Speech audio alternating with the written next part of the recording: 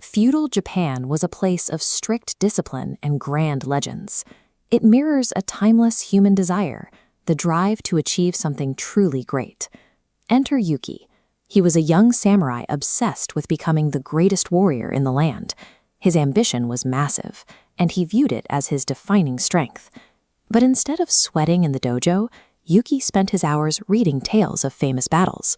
He mapped out advanced strategies, vividly imagining the glory he would bring his clan. Yet, whenever it was actually time to draw his sword and train, resistance kicked in. The weather was too damp, or his body felt a little off, or he convinced himself his plans needed more refinement before taking the first swing. Yuki was suffering from a quiet deception. This endless preparation was actually procrastination in disguise. When we just plan our goals, our brains release a rewarding signal, completely bypassing the action phase. Notice how the actual progress bar never moves. This false sense of achievement tricks us into believing we're moving forward while standing still. Years passed.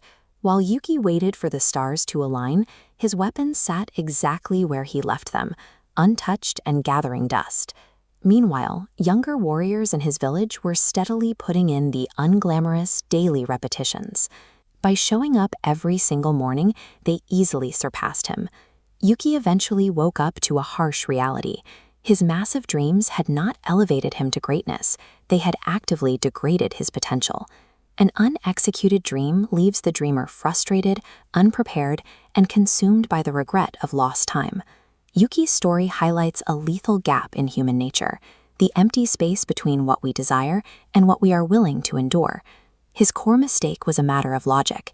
He assumed that because his vision of the future was so large and important, the motivation to pursue it would naturally arrive on its own. Take a look at this scale visualization. As the mountain peak of a goal gets larger and further away, it creates a widening, intimidating chasm. The sheer size of ambition increases the feeling of being overwhelmed, making the critical first step even harder to take. The great samurai teacher Yagyu Munenori warned his students about this paralysis. He taught that the sword that waits for perfect conditions never leaves its sheath. Waiting for a sudden surge of inspiration is a form of self-sabotage.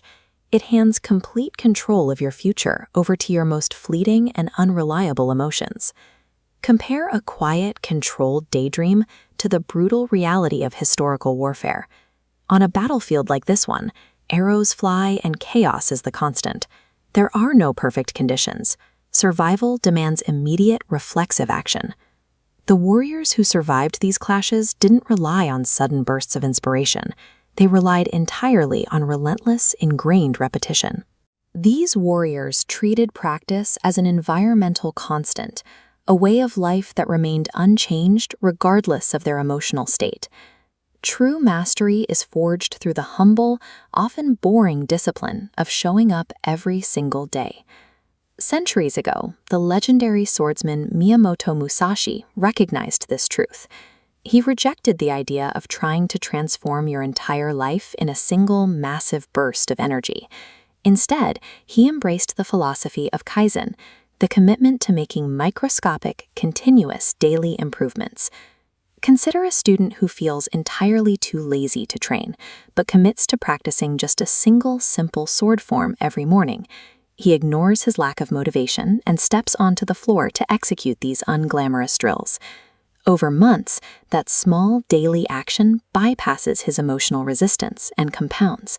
The movements become automatic, his body grows stronger, and his discipline deepens into genuine mastery.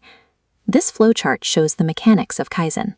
Action is the spark that triggers momentum, creating the energy we mistake for inspiration. Motivation follows the work. Pushing through friction accelerates the cycle, building the exact energy we thought we needed before we started. The urge to wait for motivation usually hides an underlying resistance to discomfort. We recoil from the friction of starting while tired, or the risk that our immediate effort won't provide an instant sense of reward. Discipline requires moving through the resistance of the present moment without stopping. We must place our trust in unbreakable commitments rather than unpredictable emotions. Strength is the ability to prioritize a commitment over a temporary feeling. It is the power to say, I will do this, even when the desire to do so has vanished. Stop waiting to feel ready. Accept that perfect conditions are an illusion. Take the absolute smallest step forward today and claim control of your life.